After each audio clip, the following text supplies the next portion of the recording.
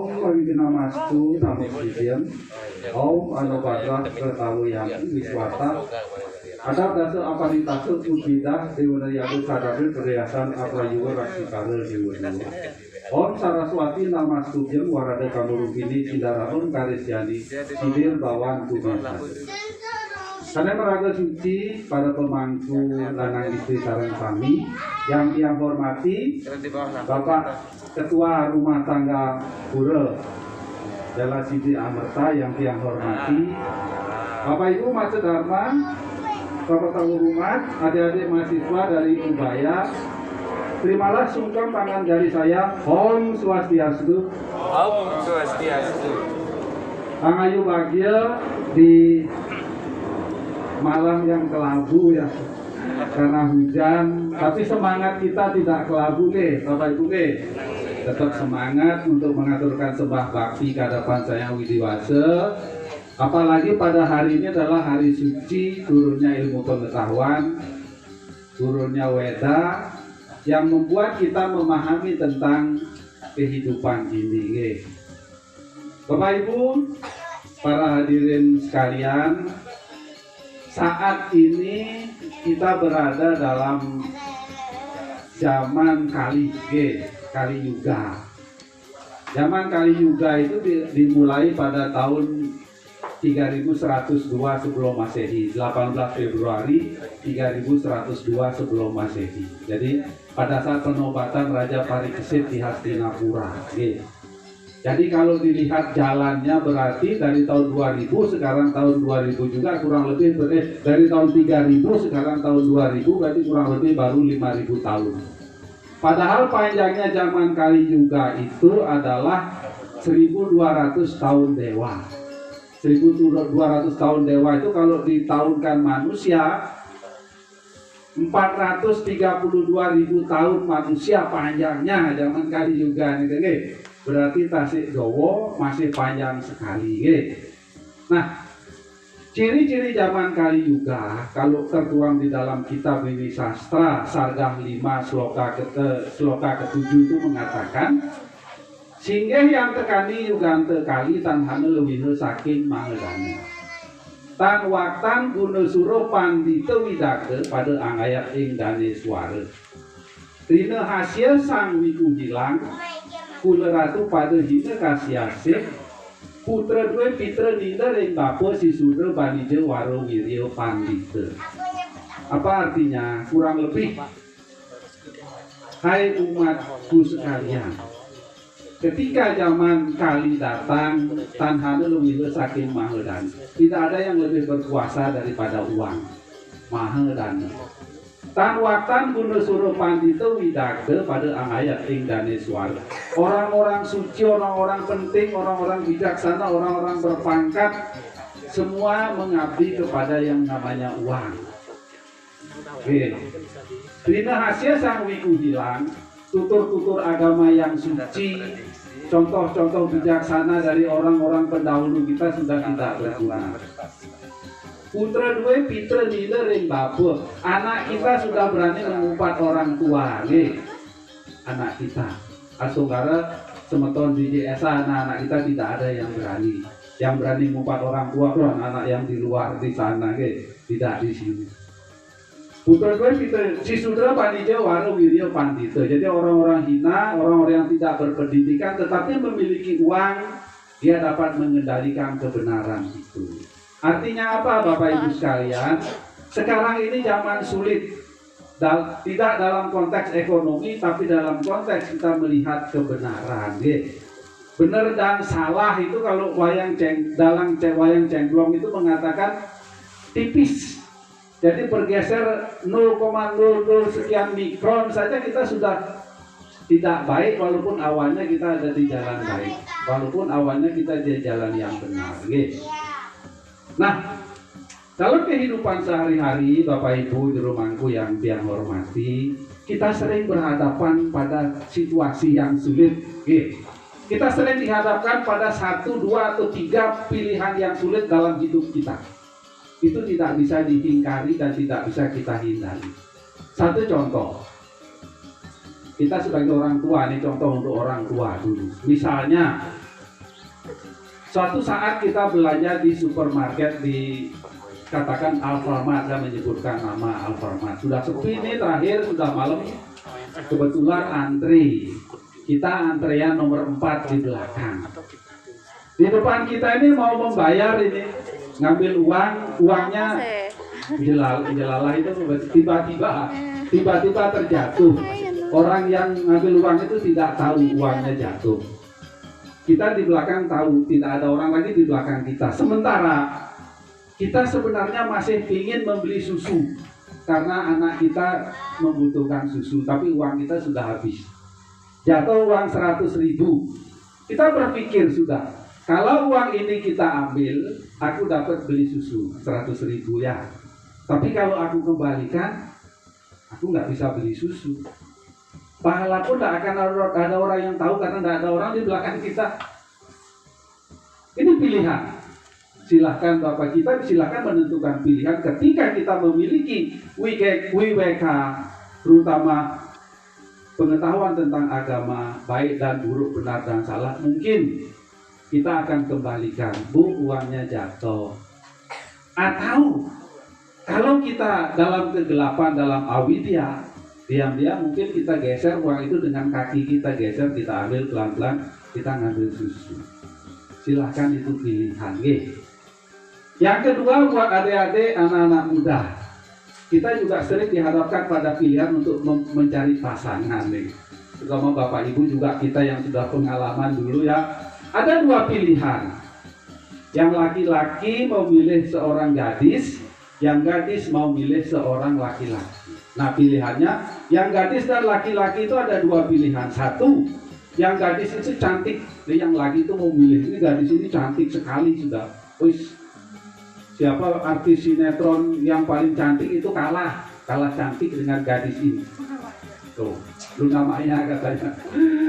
Sekarang yang cewek juga gitu, melihat cowok ini ngawang kan kok, wis ganteng banget, Arjuna lo kalah. Tetapi dia memiliki perilaku dan budi pekerti yang tidak baik, tidak punya sopan santun, tidak punya etika.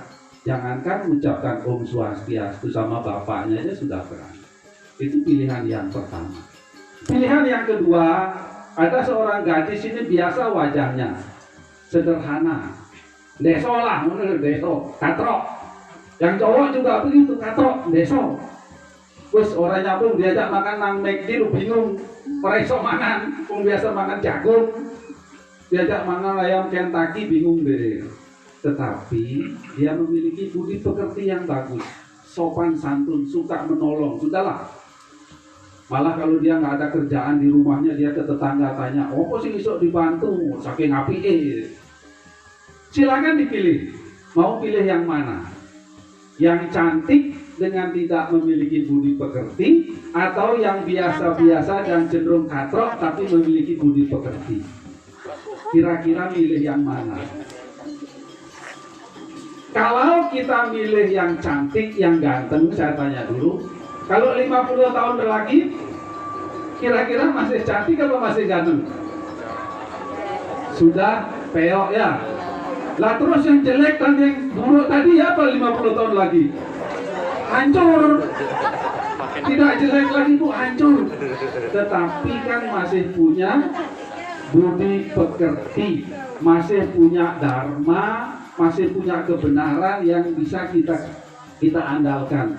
Yang cantik, yang ganteng tadi bisa-bisa 50 tahun saja, 5 tahun saja kita sudah ditinggal. Kayak apa aku mau penikon, aku ganteng sugih kok, aku tak golek wedokan liya. Kayak apa aku ayu ngene ambek kon lanangan gak dua apa tak golek lanangan liya, bisa jadi begitu kan. Ayo, ini pilihan, silakan.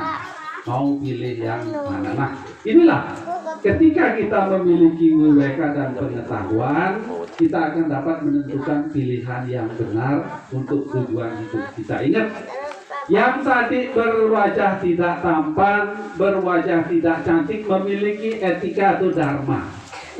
Karena dharma itulah yang akan kita gunakan untuk bekal kita menuju alam sana. Ekam ewa suri dharma nidano pianuyaniya sarira samam najam sawam aniyadiya cari. Kitab Manusumerti Adhyaya 8 Sloka 17.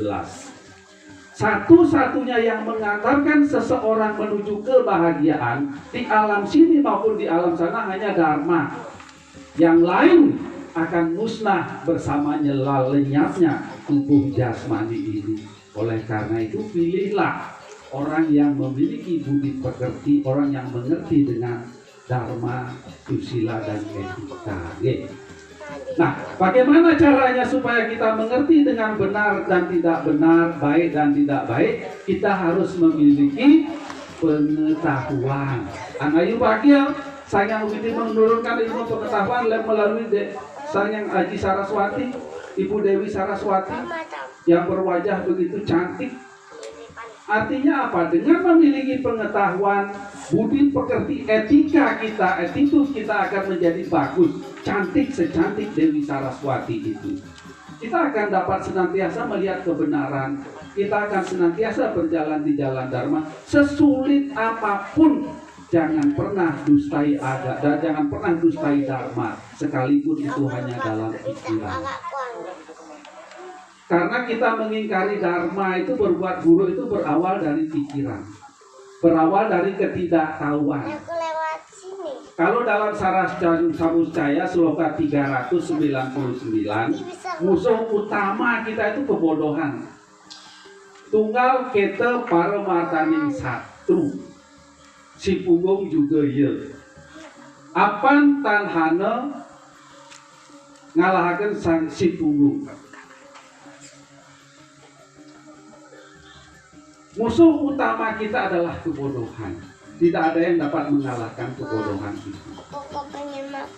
Siapapun yang terjebak oleh kebodohan, dia akan menjalankan tindakan yang adharma. Oleh karena itu, marilah kita senantiasa belajar, kita senantiasa mengejar ilmu pengetahuan. Oke. Berkaitan dengan hal itu, kita di Pasraman di Pura Jala Sidiamerta sudah ada pasraman mulai dari anak SD, TK, SD, SMP, SMA, bahkan S1 dan S2. Saya selaku Ketua Staf Santika Dharma cabang Sidoarjo mengajak Bapak Ibu Umat Sedharma yang punya putra putri atau mungkin Bapak Ibu Umat Sedharma yang ingin melanjutkan memahami dengan pengetahuan agama, ayo sama-sama belajar. Di Staf Santika Dharma bisa dipilih apakah mau S1 atau mau S2. Oke, nanti S1-nya bisa hubungi saya, S2-nya bisa dihubungi Bapak Jero Mangku Made Jiwo Astika. Jadi saya dengan Pak Jero Mangku Made Jiwo Astika dalam arti ini ngayah, hanya memberikan ruang kepada Bapak Ibu Umat Sedharma, khususnya yang ada di Sidoarjo, untuk sama-sama belajar. Tidak untuk mengejar semata-mata mengejar ijazah, tapi mengejar pengetahuan agar mengerti dengan Dharma.